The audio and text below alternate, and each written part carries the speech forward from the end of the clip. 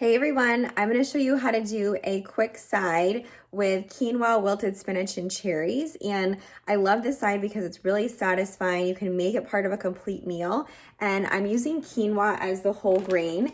And quinoa is an excellent source of all the essential amino acids in plant for a plant protein source. So it has a great source of fiber and you're getting a great source of protein in a whole grain.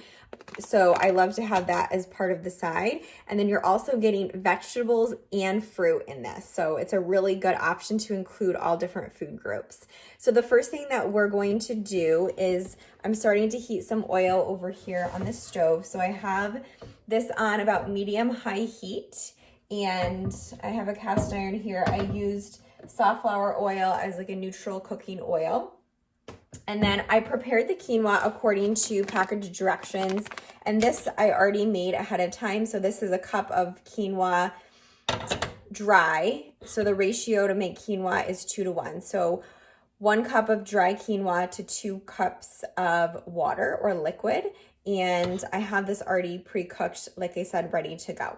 So the next thing that we're going to do is add some garlic to our saute pan.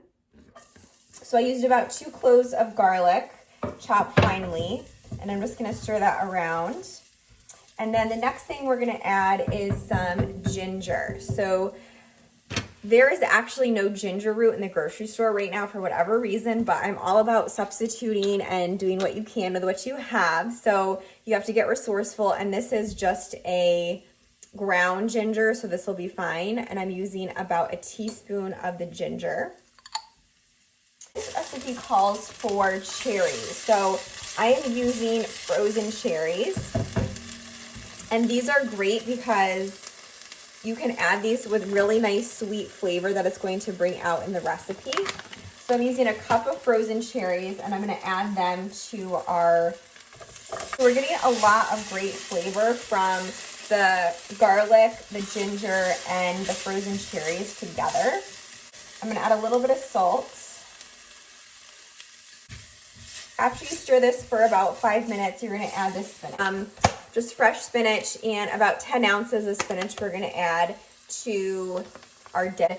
This to the pan slowly, and this is gonna cook down quite a bit. And from there, once we kind of get the spinach going, we are going to add the quinoa. So once this spinach is like a wilted texture, we're gonna add the quinoa from there and stir this together.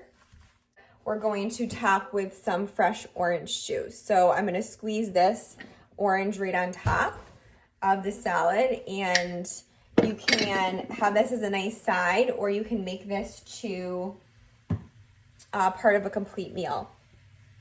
I'll show you a picture of what it looks like complete, and let me know if you try it.